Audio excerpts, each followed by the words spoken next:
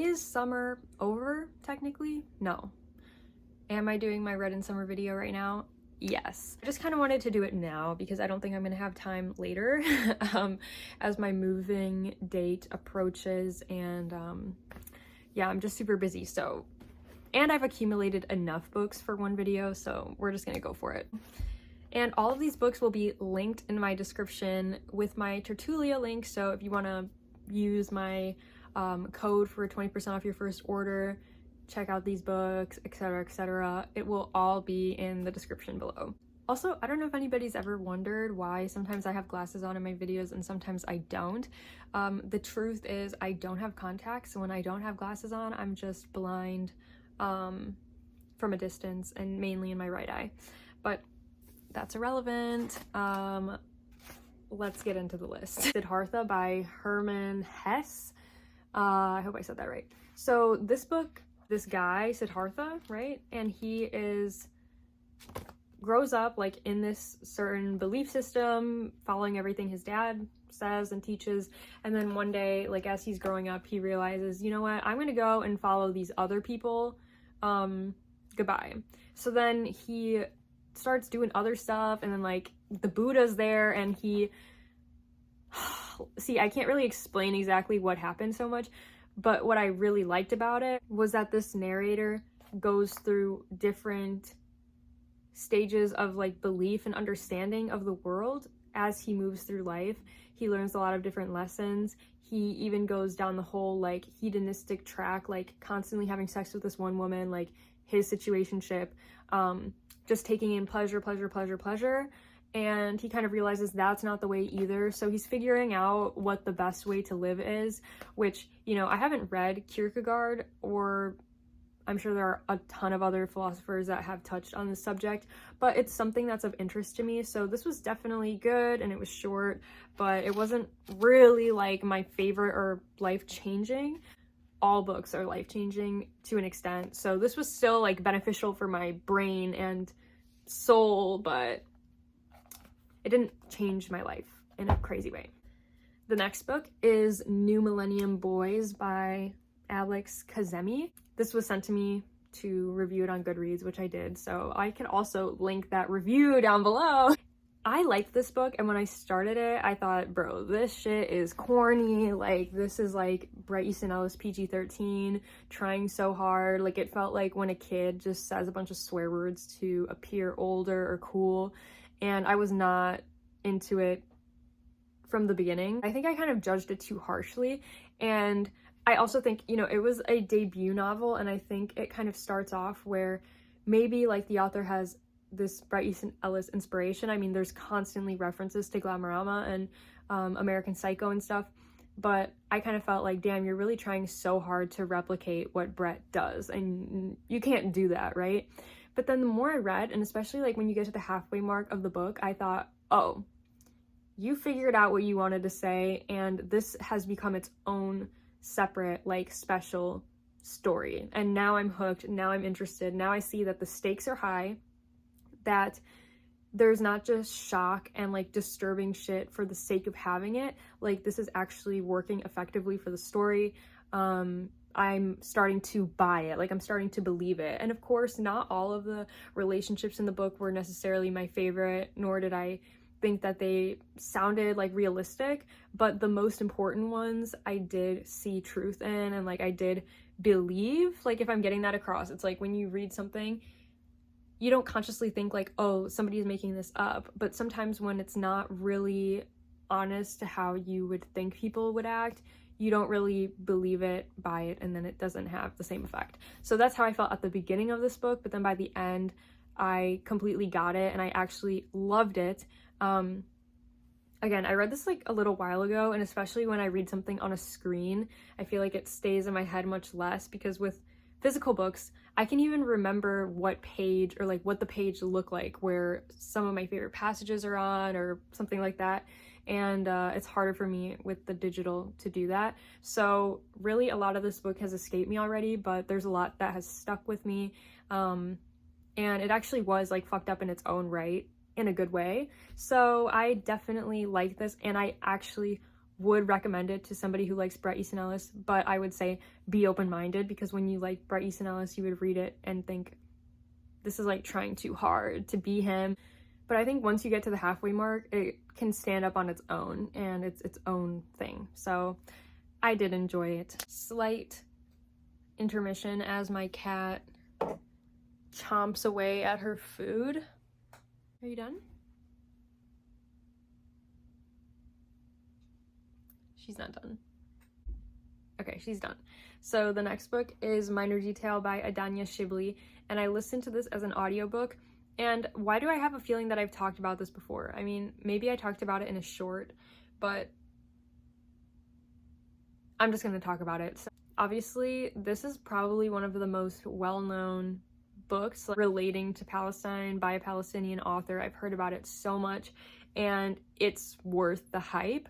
Not only does it reveal so much historical truth and really depict what life for Palestinians is simply by focusing on the life of this one woman, but it's just good as fuck. Like, it's a really amazing book, and it's only 112 pages, so to accomplish what Shibli accomplished with this short of a book is really something to be proud of and like admire. The coolest part about this book is that it's 2 parts. So it starts and we see this horrible crime that's committed against this little girl. She's raped and then killed.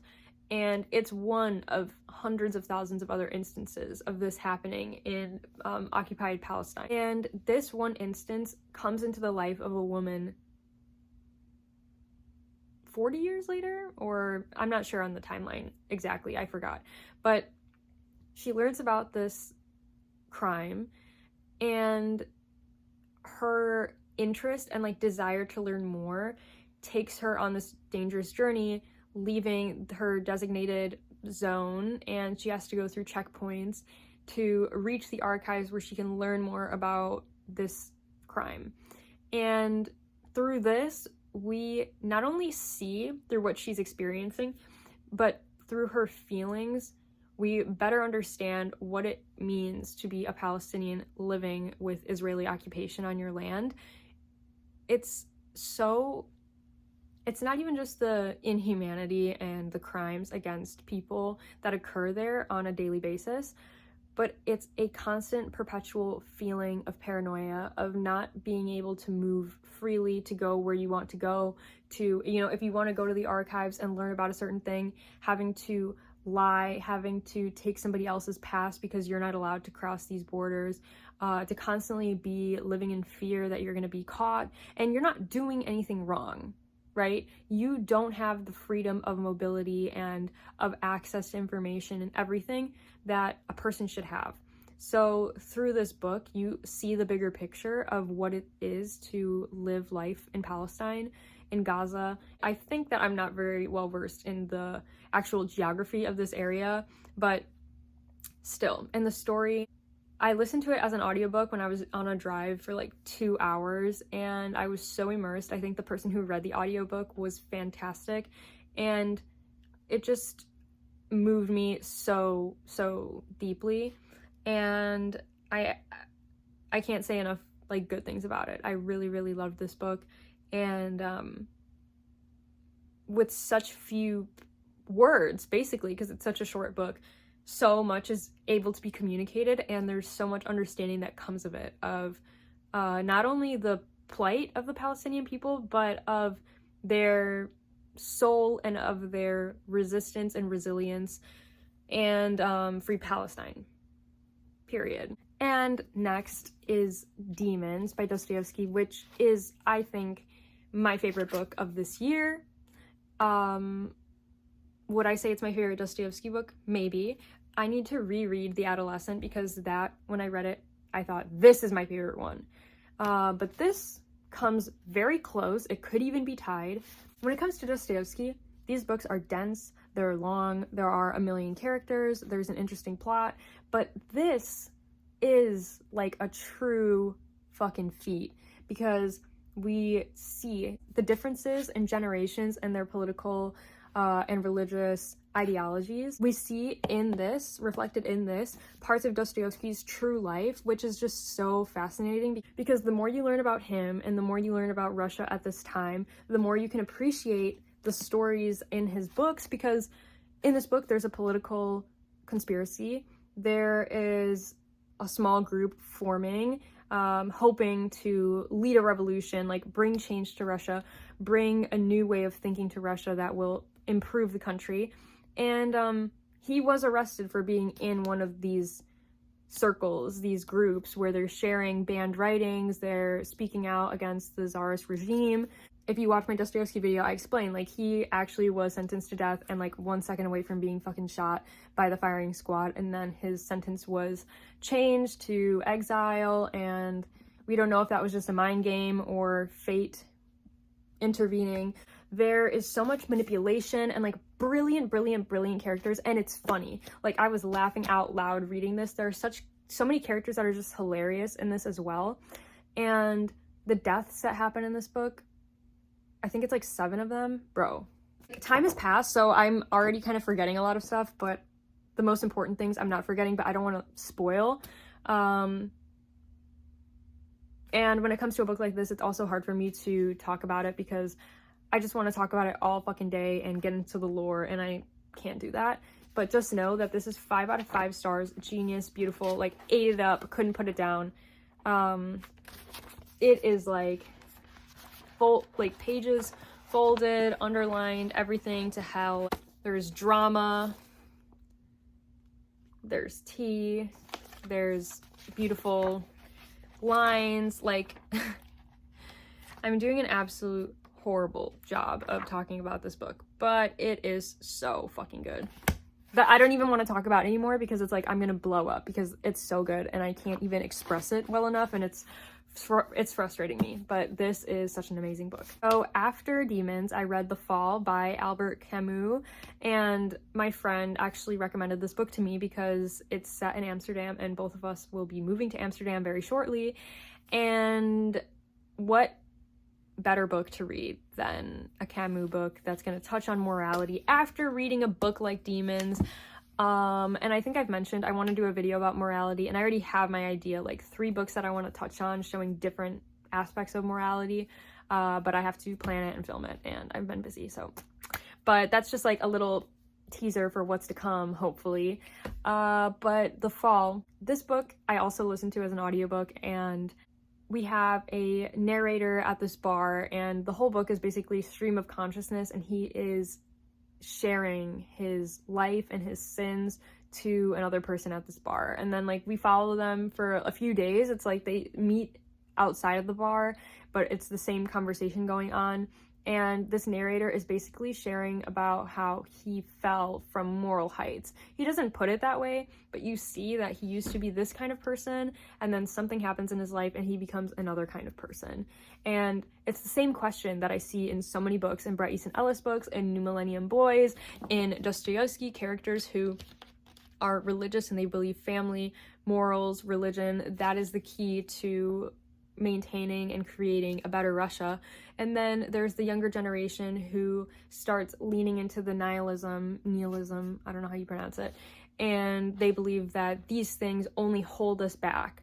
And so this dude is kind of now on that track, and by sharing all of this and trying to, in a way, justify it, and by telling the story, he's writing his own story, if I am being clear. Like, he's in a way relieving his conscience of this by putting it onto the listener, which is also us, and us by judging him and thinking like, you know, what the fuck? We are also now holding ourselves to a different moral standard and criticizing ourselves by criticizing him. And I feel like that's not very clear. Like, I'm not making a lot of sense, but Fall was really a wonderful philosophical work. And of course, like, we're walking around in Amsterdam, so. And then lastly is Life and Fate. And trust me, the reading vlog is coming, but it's just very long and I'm not sure how I want to edit it. But I will say, this was also one of the best books that I've read, and like one of the best books I think of the 20th century. It's truly incredible that it even has been published and seen the light of day, and I think that's like truly fate in the world, like working to bring truth to the people, because the Russian state, like the Soviet Union, confiscated the manuscript. They tore up all the typewriter ribbons of this book. They wanted it gone. And Vasily Grossman was a war journalist, and he really was able to talk to anybody and everybody, people that were prisoners, like people that were in the labor camps, people that had been in concentration camps, people that were also at the Battle of Stalingrad, like on the front lines, everybody.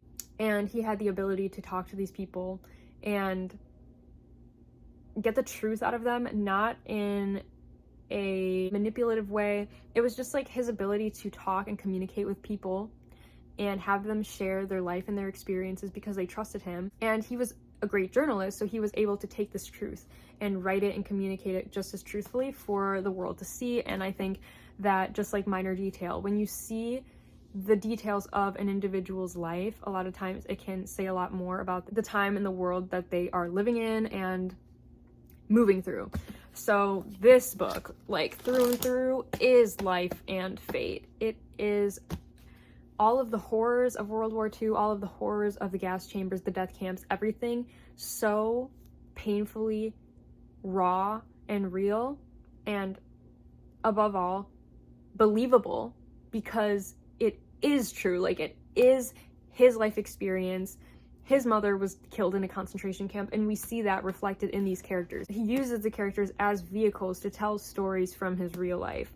And so that just makes it all the more poignant, all the more believable, all the more life-changing, all the more moving, all the more influential, important.